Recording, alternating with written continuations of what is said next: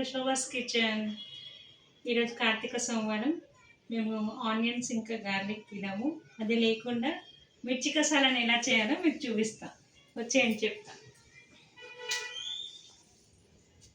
1/2 KG మిర్చి ఇలా కాట్లు పెట్టుకోవాలి. 1 టేబుల్ స్పూన్ కాజు, 2 టేబుల్ స్పూన్ నువ్వులు, 1 కప్ ఆఫ్ పల్లీలు, కొబ్బరి పొడి, టమాటాలు, కొద్దిగా చింతపండు. ముందు ప్యాన్ పెట్టి ప్యాన్ వేడైన తర్వాత ఫస్ట్ పల్లీలు వేపుకోవాలి. ఇలా పల్లీలు వేగిన తర్వాత ఒక గిన్నెలోకి తీసుకోవాలి. నెక్స్ట్ నువ్వులు వేసుకోవాలి.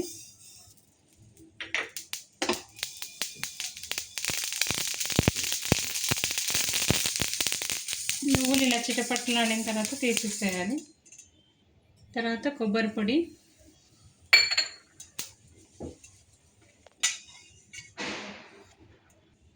వేపి ఇదే గిన్నెలో వేసుకోవాలి.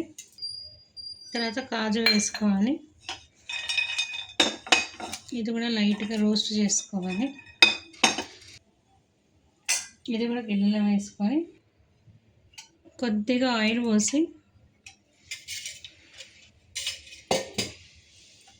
4 to 5 టమాటాలు ఇలా కట్ చేసుకున్నవి నూనెలో మగ్గించాలి.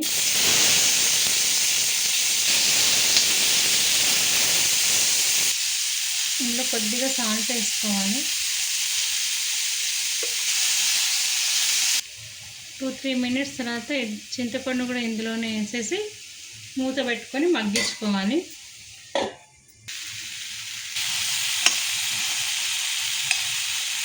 ఇలా మగ్గించుకోవాలి. టమాటాని మగ్గించి వేరే గిన్నెలోకి ట్రాన్స్ఫర్ చేసుకొని చల్లారనివ్వాలి.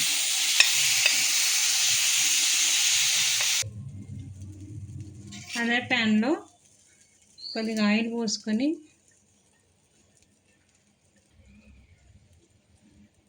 ఈ మిర్చీలు వేసుకొని ఫ్రై చేసుకోవాలి.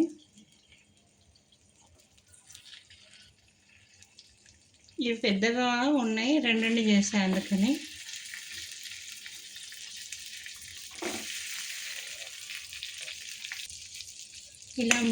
ఇలా చిన్న సిమ్లో పెట్టుకొని గ్యాస్ చిన్న మంట మీద పెట్టుకొని ఫ్రై చేసుకోవాలి. ఇవి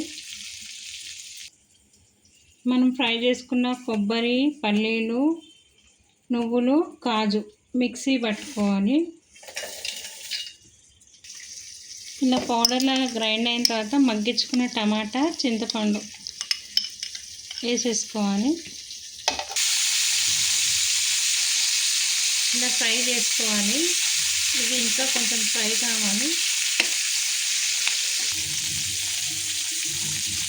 ఈ విధంగా ఫ్రై చేసుకొని మంచిగా పక్కన పెట్టుకోవాలి. కర్రీ వండడానికి మట్టి కుండ పెట్టుకున్నా. కొద్దిగా వేడైన తర్వాత 1 టేబుల్ స్పూన్ అంత ఆయిల్ పోసుకోవాలి. ఇందాక మిక్సీలో గ్రైండ్ చేసుకున్న పేస్ట్ ఇందులో వేసుకోవాలి.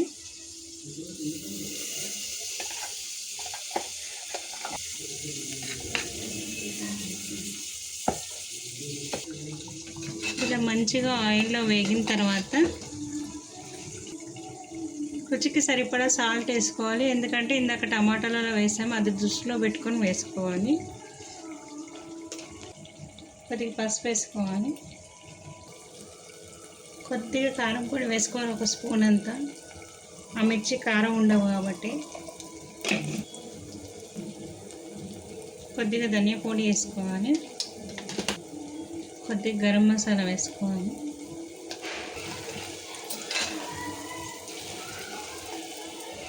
ఇలా మంచిగా కలుపుకొని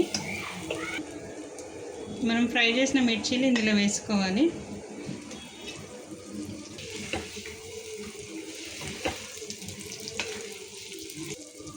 మిర్చి వేసిన తర్వాత మన గ్రేవీకి సరిపడా వాటర్ పోసుకోవాలి.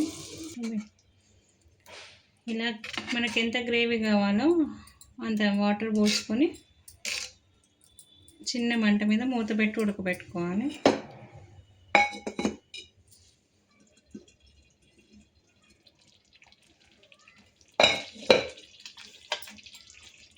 మంచిగా ఉడికిపోయిందండి. 5 మినిట్స్ ఉడికించుకోవాలి. మిరపకాయలు కూడా ఉడికిపోయాయి మంచిగా. కొత్తిమీరతో గార్నిష్ చేసుకొని గ్యాస్ ఆఫ్ చేసేస్తున్నా.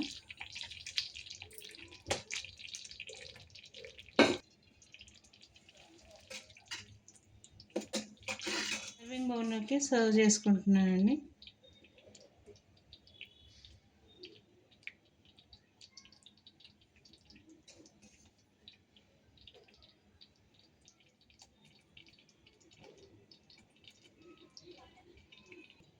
వేడి వేడి మిర్చి కసాలా రెడీ.